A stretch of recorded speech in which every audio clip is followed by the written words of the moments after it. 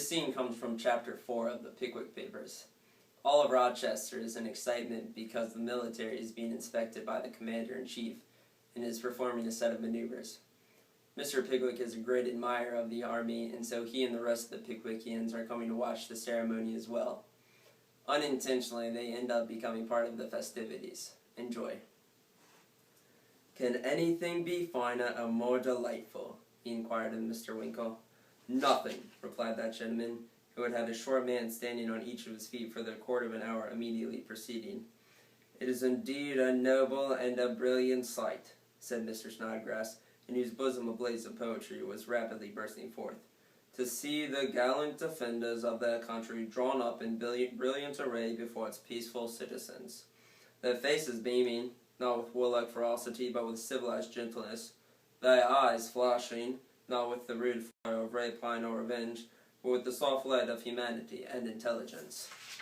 Mr. Pickwick fully entered into the spirit of this eulogium, but he could not exactly re-echo its terms, for the soft light of intelligence burned rather feebly in the eyes of the warriors, inasmuch as the command "eyes front" had been given, and all the spectators saw before him was several thousand pair of optics, staring straight forward, wholly divested of any expression whatever. "We are in a capital situation now," said Mr. Pickwick, looking round him. The crowd had gradually dispersed in their immediate vicinity, and they were nearly alone. "Capital!" echoed both Mr. Snodgrass and Mr. Winkle. "What are they doing now?" inquired Mr. Pickwick, adjusting his spectacles. I rather think," said Mr. Winkle, changing color, "I rather think they're going to fire."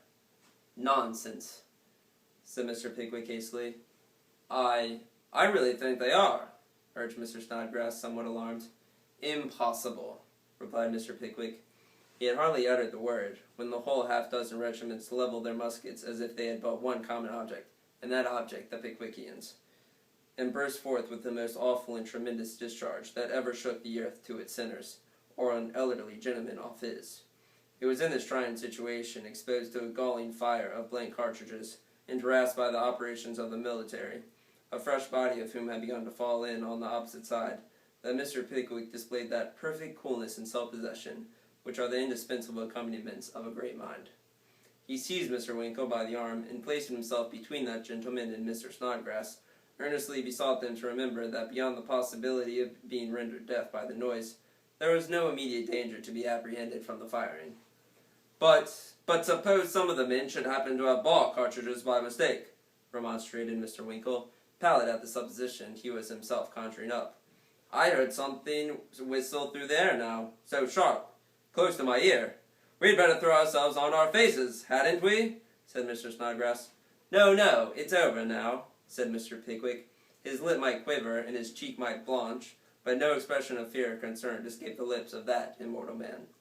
Mr. Pickwick was right. The firing ceased, but he had scarcely time to congratulate himself on the accuracy of his opinion, when a quick movement was visible in the line. The hoarse shout of the word of command ran along it, and before either of the party could form a guess at the meaning of this new maneuver, the whole of the half-dozen regiments, with fixed bayonets, charged at double-quick time down upon the very spot on which Mr. Pickwick and his friends were stationed. Man is but mortal, and there is a point beyond which human courage cannot extend. Mr. Pickwick gazed through his spectacles for an instant on the advancing mass, and then fairly turned his back and, we will not say fled, firstly because it is an ignoble term, and secondly because Mr. Pickwick's figure was by no means adapted for that mode of retreat. He trotted away, at as quick rate as his legs would convey him, so quickly indeed that he did not perceive the awkwardness of his situation to the full extent until too late. "Hoy!" shouted the officers of the advancing line. "Get out of the way!" cried the officers of the stationary one. "Where are we to go?" screamed the agitated Pickwickians. "Hoy! Hoy! Hoy!" was the only reply. There was a moment of intense bewilderment, a heavy tramp of footsteps, a violent concussion, a smothered laugh. The half-dozen regiments were half 1,000 yards off, and the soles of Mr. Pickwick's boots were elevated in the air.